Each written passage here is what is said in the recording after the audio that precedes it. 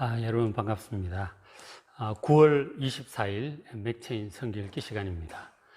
오늘 함께 읽으실 말씀은 사무엘하 20장, 시편 75편, 76편, 에스겔 27장, 고린도후서 13장입니다. 고린도후서 이제 마지막이네요. 보시고 내일부터 이제 갈라디아서 시작이 돼요. 오늘 네 군데 말씀 중에 에스겔 26장부터 28장까지 말씀을 좀 드리려고 합니다. 에스겔 오늘은 27장인데 26장부터 28장까지 내용은 두로에 관한 하나님의 심판의 내용입니다. 하나님께서 이 바벨론 왕 느부갓네살을 통해서 유다를 포함해서 당시 중동 지역의 모든 나라들을 심판하시는 그 말씀이 쭉 나오거든요. 25장부터인가 25장, 32장까지 나오는데 그 중에 이제 26장부터 28장은 당시 해상 강대국이었던 이 두로를 심판하시는 하나님의 말씀이에요. 자, 그런데 이제 이 부분이 왜 좀 특별하냐면 이런 구절이 있어요. 에스겔 28장 12절에 이런 구절이 있는데 인자야 두로 왕을 위하여 이르기를 하고 두로 왕을 심판하시는데 주 여호와의 말씀에 너는 완전한 도장이었다. 도장은 이제 권세의 상징이죠. 지혜가 충족하며 온전히 아름다웠다. 13절 네가 옛적에 하나님의 동산 에덴에 있어서 너는 기름 부음을 받고 지키는 그룹이며 이 그룹은 하나님 우리 에스겔 1장에도 봤지만 그 보좌를 떠받치고 있는 천사들이잖아요. 그리고 지성소 법궤를 덮고 있는 천사들이에요. 하나님을 호위하고 있는 천사들이거든요. 지금 그 두로 왕을 가리켜서 네가 옛적에 하나님의 동산 에덴에 있었고 너는 기름 부음을 받았고 또 하나님을 지키는 그룹이라고 하는 그런 얘기를 합니다. 그리고 또 내가 너를 세우면 네가 하나님의 성산에 있어서 거룩한 산에 있어서 불타는 돌들 사이에 왕래하였도다. 불타는 돌들, 옛날 번역에 화광석이라고 되어 있었는데 어쨌든 저런 장면을 보면 정말 그 하나님 보좌를 지키는 그룹 천사가 아닌가 저 가리키는 것이 두로 왕을 얘기를 하지만 실질적으로 그 속에 이 그룹 천사, 그러니까 타락하기 이전에 사탄이라고 보통 얘기를 하잖아요. 그 사탄의 존재를 가리키는 것이 아닌가. 그렇게 이제 받아들일 수 있는 그런 성경 구절인 것이죠. 저는 비슷한 것이 이제 에스겔 이사야 14장에 보면 바벨론 왕에 대해서도 저런 식으로 말씀을 한 적이 있었어요. 두로 왕을 향해서도 또 저런 말씀을 하셨던 것이죠. 그래서 이제 이 두로에 대해서 우리가 좀 더 특별하게 좀 볼 필요가 있다 하는 것. 그리고 양도 많죠. 26장, 7장, 8장이니까 자세히 말씀을 하는 거예요. 그래서 이제 이 두로라고 하는 나라에 대해서 좀 더 말씀을 드려야 될 것 같습니다.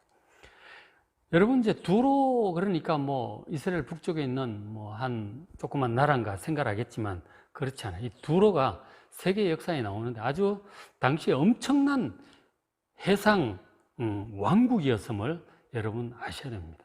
엄청난 나라였어요. 두로라고 하는 나라가.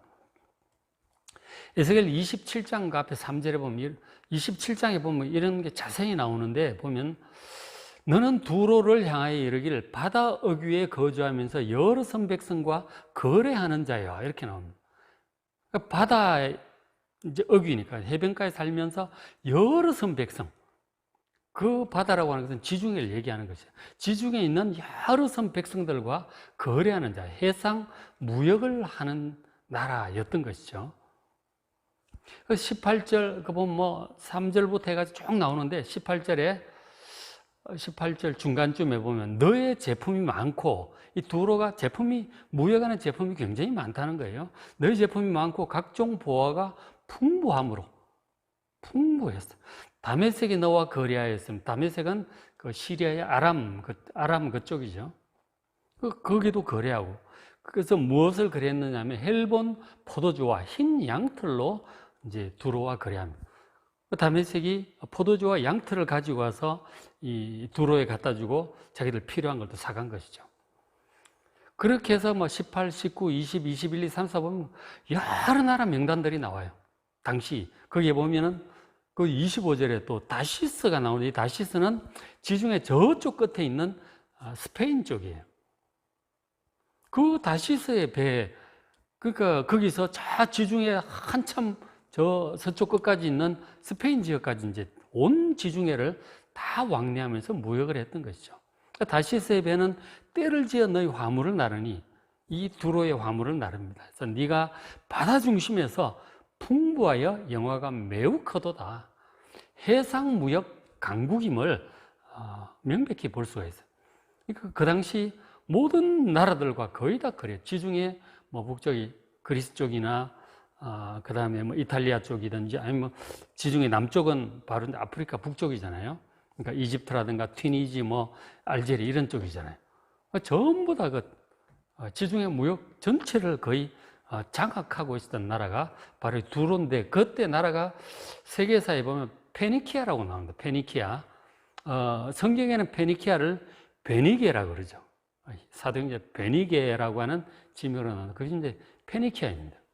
그 페니키아라고 하는 해상 왕국의 수도급에 해당하는 이 도시국가가 두로여서, 두로와 시돈 옆에 있는데, 이 두로가 바로 이 페니키아 왕국의 수도 역할을 하는 그런 가장 강력한 도시국가였던 것이죠.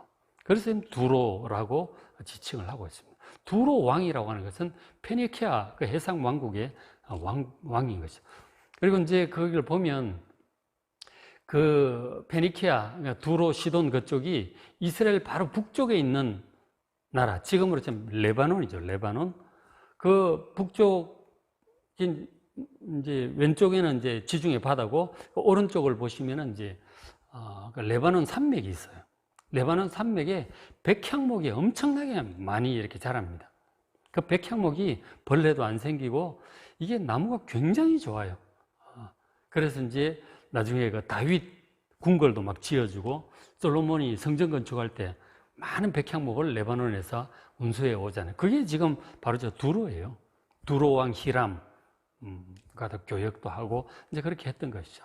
그 두로가 이스라엘만 하고만 그렇게 교역한 것이 아니고 온 해상의 무역을 장악하고 있는 해상 왕국이었던 것이죠. 그런 나라였어요. 그래서 이제 지중해 일대 전체를 이렇게 장악을 하고 있었기 때문에 지중해 일대에 사용하는 언어가 페니키아어를 많이 썼던 거죠. 특히 이제 페니키아가 고안한 알파벳이 있었는데, 그전에는 뭐 히브리어라든가 뭐 이런 것들이 있었잖아요.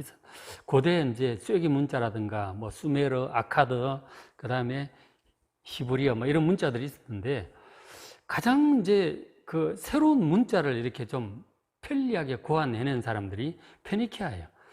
페니키아가 이제 지중해 해상 무역 전체를 장악을 하니까 페니키아 문자를 지중해 일대 거의 다 이제 그걸 쓰는 거죠. 그것이 이제 조금 다듬어진 것이 그리스어입니다. 헬라어. 그리고 조금 더 다듬어진 것이 라틴어예요. 근데 그것이 현대 지금 쓰고 있는 알파벳이잖아요. 알파벳의 그 모체가 되는 문자가 바로 페니키아 문자예요. 그것이 지중해 해상을 장악을 하고 있었기 때문에 그 영향력 때문에 이 알파벳이 온 세계를 장악하는 그런 역할을 하게 된 거죠. 그러니까 저게 이제 연대로 따지면 언제냐면 BC 1200년경부터예요. BC 1200년경. 그러니까 이스라엘 쪽에서는 사사시대죠. 삼손이나 뭐 엘리 제사장, 삼손 뭐 그때쯤 될 것 같아요. 그 블레셋도 페니키아의 아마 일종이었던 것 같아요. 보니까 그것도 해상 도시고 철기 문명을 가진 아주 강력한 나라들이었던 것이죠.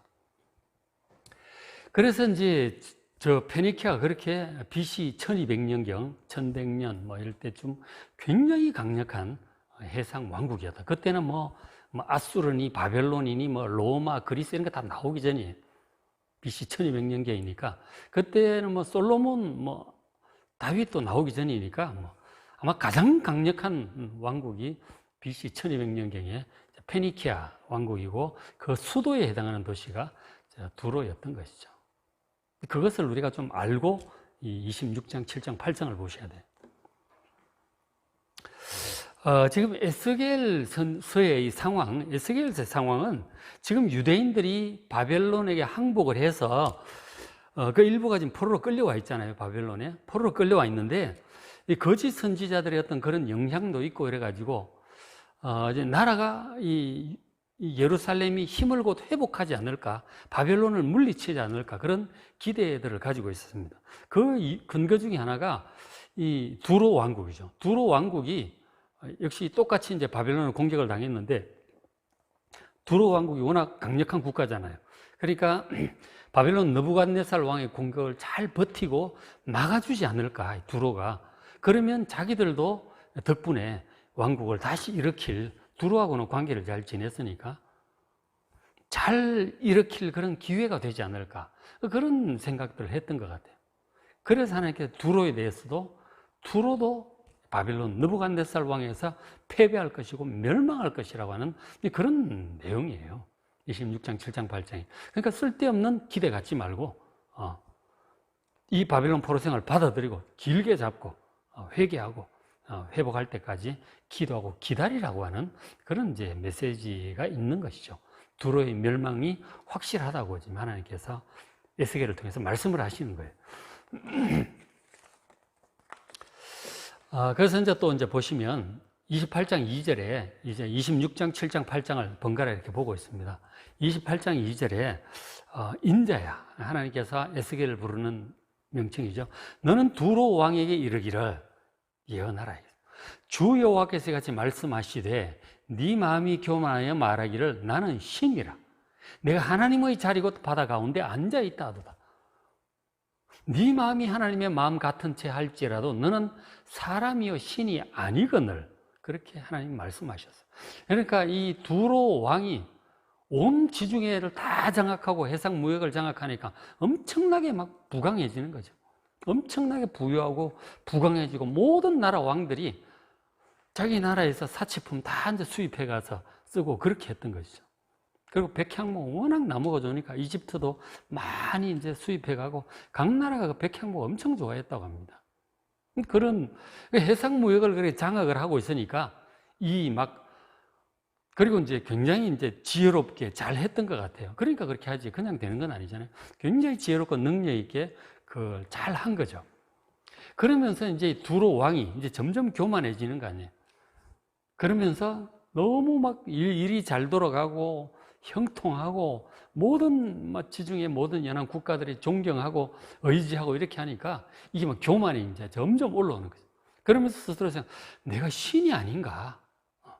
내가 신이 아닌가? 그런 이제 완전히 뭐랄까 좀 과대망상이라고 해야 될지 그렇게 교만해져 가는 것이죠. 내가 하나님의 자리 곧 바다 가운데 앉아 있도다. 온 바다를 점령하고 다스리다 보니까 자기가 진짜 신이 아닌가 싶은 생각이, 스스로를 신격화하고 싶은 그런 교만한 마음이 들었던 것이죠.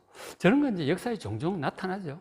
이집트의 그 파라오도 워낙 권세가 막강하니까 그 옛날에는 뭐 대단했잖아요. 그 피라미드 보면 알 수 있잖아요. 그래서 막 파라오도 신의 아들이라고 그렇게 막 숭배를 요구하고 나중에 그렇게 하게 되죠.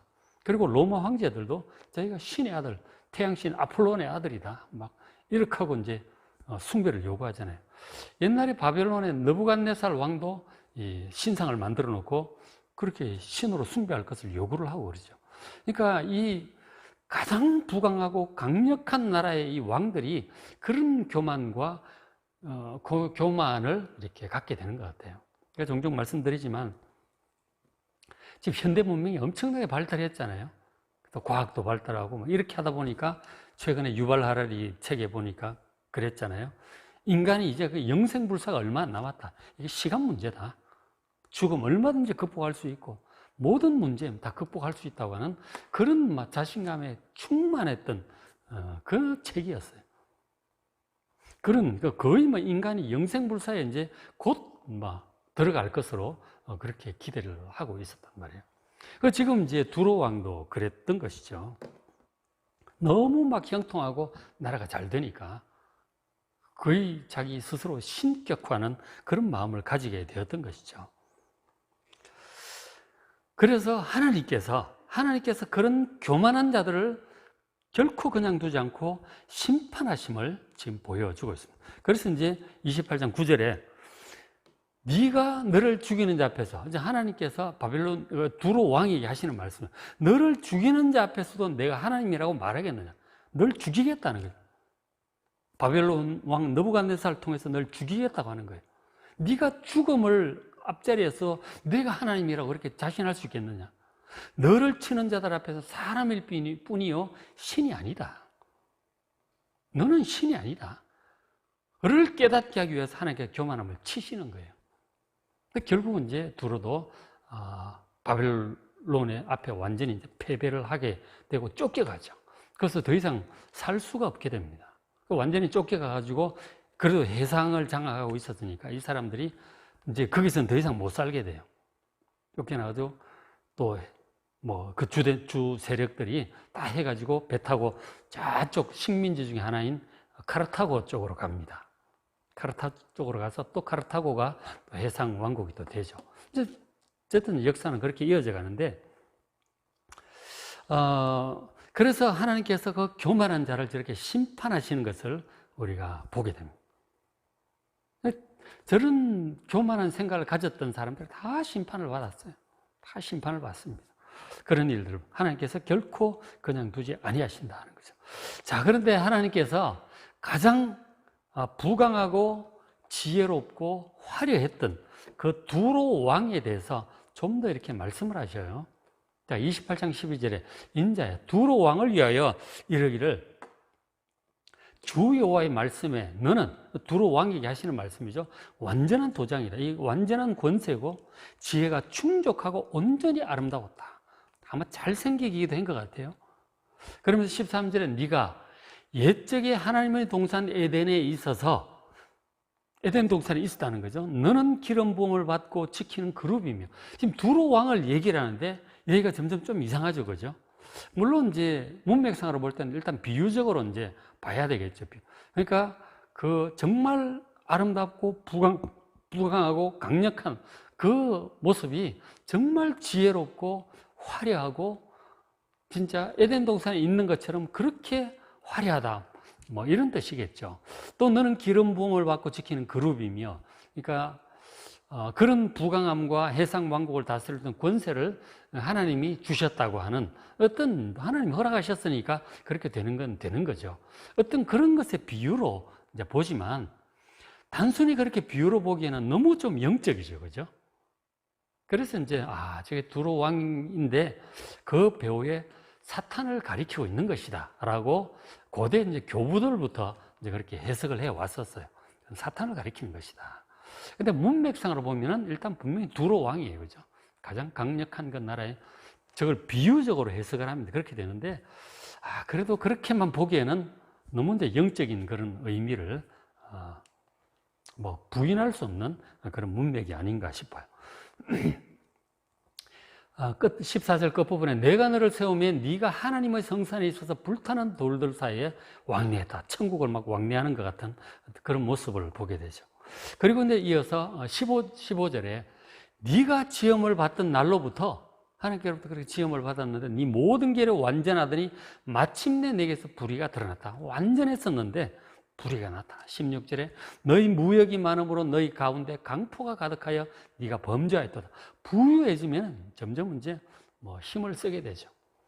너 지키는 그루바, 또 이제 천사를 얘기를 하고 있죠. 그러므로 내가 너를 더럽게 여겨 하나님의 산에서 쫓아내. 또 하나님의 산이에요, 그죠? 에덴 동산, 성산, 하나님의 산이라고 합니다. 참 천국, 하나님 보좌 주변을 가리키는 그런 느낌이 없잖아 있죠. 쫓아내었고 불타는 돌들 사이에 천국에 있는 그곳에서부터 멸하였도다, 그렇게 합니다. 그래서 이제 전통적으로 이제 교부들, 옛날 교부들부터 이제 초대교회 교부들이 있잖아요. 뭐 3세기, 4세기, 5세기 교부들이 해석을 이렇게 할 때 사탄이 원래 하나님 보좌를 섬기던, 찬양을 하던 그룹 천사장이었다. 이제 그렇게 적을 근거로 그렇게 하는 그룹 천사장인데 교만해서 타락함으로 천국에서 쫓겨났다. 이제 그렇게 이제 해석을 하죠.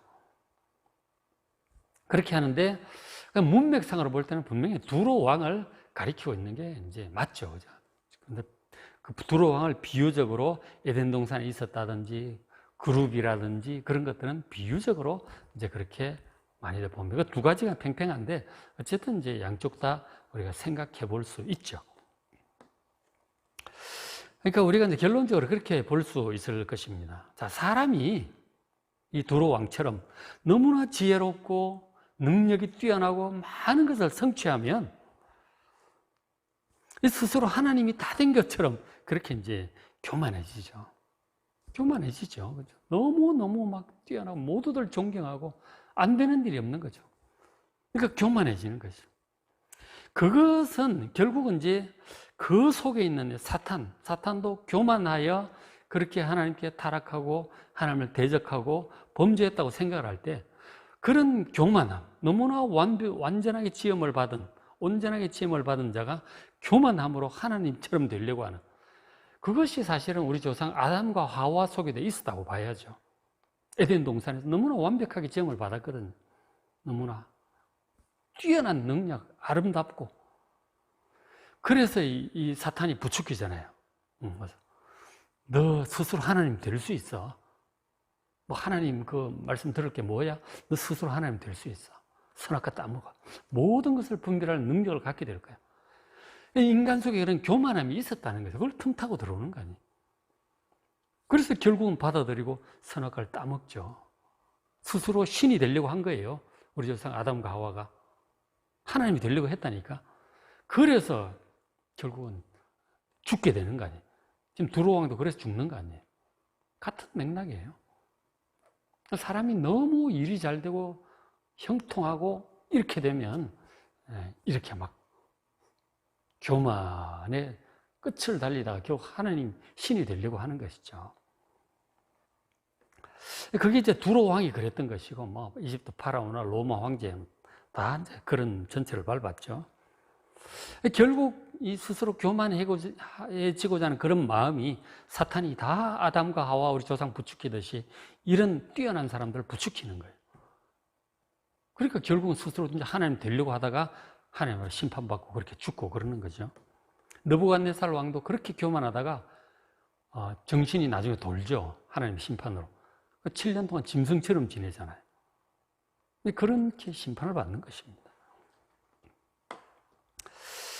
성경에 보면 사탄을 이 세상 신이라고 그렇게 얘기를 해요. 이 세상 신이라고 얘기를 하는데 제가 사탄이 예수님께 찾아와서 시험을 하잖아요. 지금 나에게 경배하면 세상 영광을 다 너에게 주리라 그랬어요. 그러니까 사탄을 경배하면 세상 영광을 주겠다는 거예요. 예수님한테 그런 제안을 합니다.